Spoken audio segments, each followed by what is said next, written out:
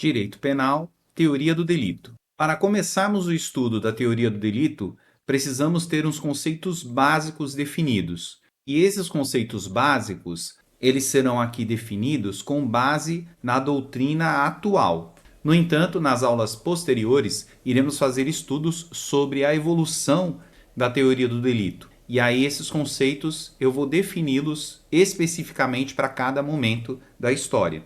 No entanto, em relação aos conceitos básicos atuais, precisamos entender que eles são importantes, pois é através desses conceitos que podemos anular ou confirmar a punição de um delinquente. E é através também desse tipo de estrutura que nós podemos nos proteger do ímpeto estatal em relação à punição. E para os conceitos básicos, nós vamos definir o que é um fato típico, a antijuridicidade, a culpabilidade e a punibilidade. O fato típico, ele é composto por uma conduta que é dirigida a um determinado resultado e é ligado por um nexo causal, ou nexo de causalidade. E esse elo de ligação entre a conduta e o resultado deve ser cumprido dentro do fato típico.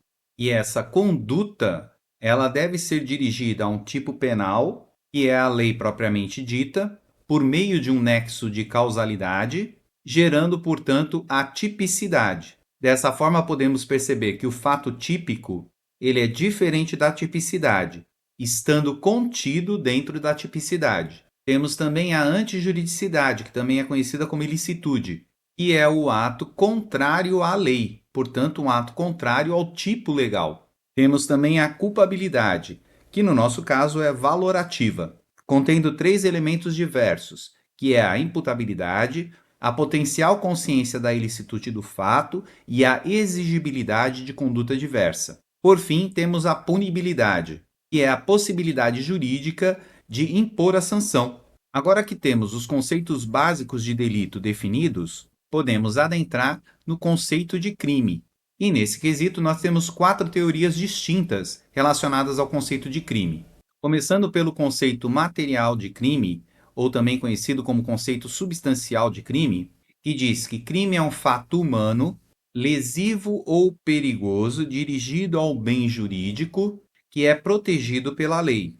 Dessa forma, ele é um conceito prévio e aberto, utilizado pelo legislador, que utiliza o conceito material para criar a legislação. Depois temos também o conceito de crime sintomático, que é muito semelhante ao conceito material, sendo também um fato humano, lesivo ou perigoso, dirigido também a um bem jurídico protegido pela lei.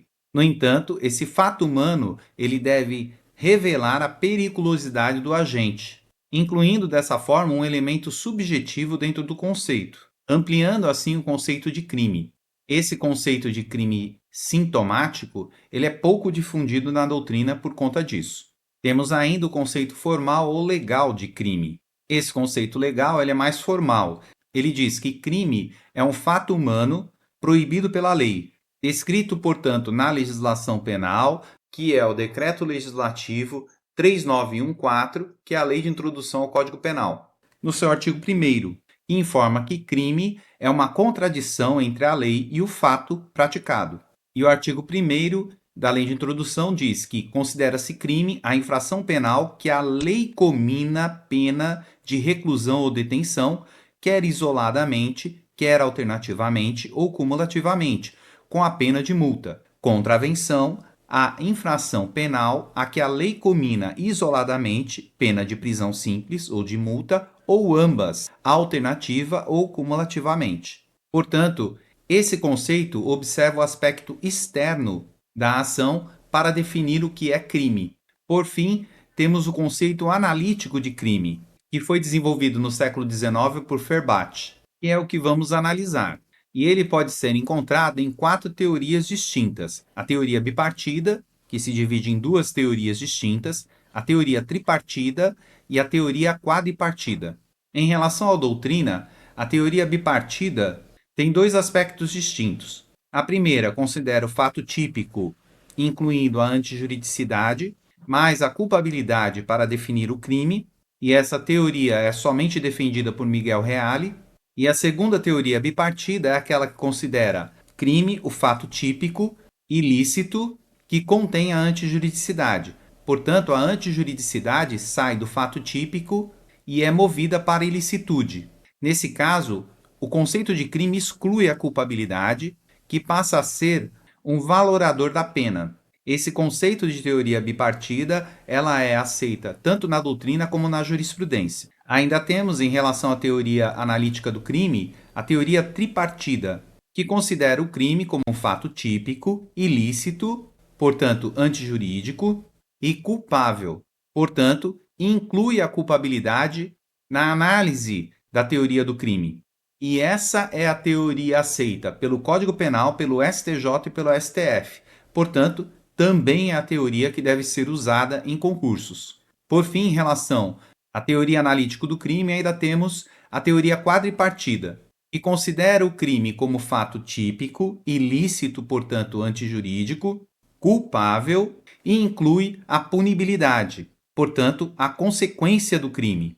Essa teoria ela é só defendida por Luiz Flávio Gomes e ela é muito criticada porque a punibilidade, para a maioria da doutrina, é apenas uma consequência do crime. Assim, nós podemos definir o delito de forma lato sensu, ou seja, de forma ampla, como contendo uma determinada culpabilidade que é unida a um fato típico e antijurídico, proporcionando assim uma determinada punibilidade. Dessa forma, com esses conceitos básicos de fato típico, antijurídico, culpável e punível, dentro da teoria analítico tripartida ou tripartite, que é a teoria aceita pelo STJ e pelo STF, podemos aprofundar os estudos sobre a teoria do delito.